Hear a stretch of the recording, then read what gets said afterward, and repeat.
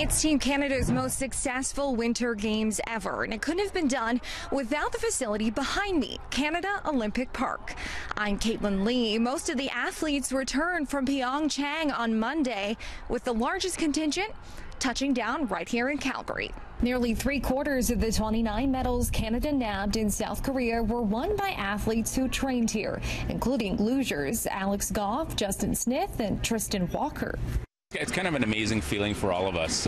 You look at the facilities here, it's the obvious legacy of the '88 Olympics. It's kind of an amazing feeling to, be a Calgarian, be a Canadian, and see the success that you've had on the world stage. And, not just the medalists, but everyone that went over there and tried their best, had personal bests, or, did the best they could. So welcome home and look forward to it 4 more years. But it's not the 2022 Olympics that are dominating conversation on the ski hills. Instead, it's the possibility of a 2026 Calgary bid.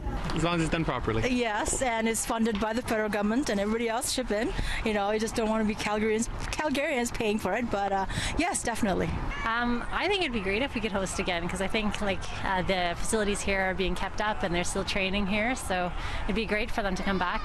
Obviously, we do need some work here in order to get it up to grade for what we actually have now at the Olympics for the requirements, but I think that would be a great idea. We have a great set of volunteers. We have all kinds of people who would be happy to help out, and everything's ready to go. I think it'd be a great idea to have the Olympics back. There's been talk of even co-hosting with Edmonton or Vancouver to maximize resources. If you look over the last 30 years or so, there's a lot of those host countries that have let their facilities fall into ruins.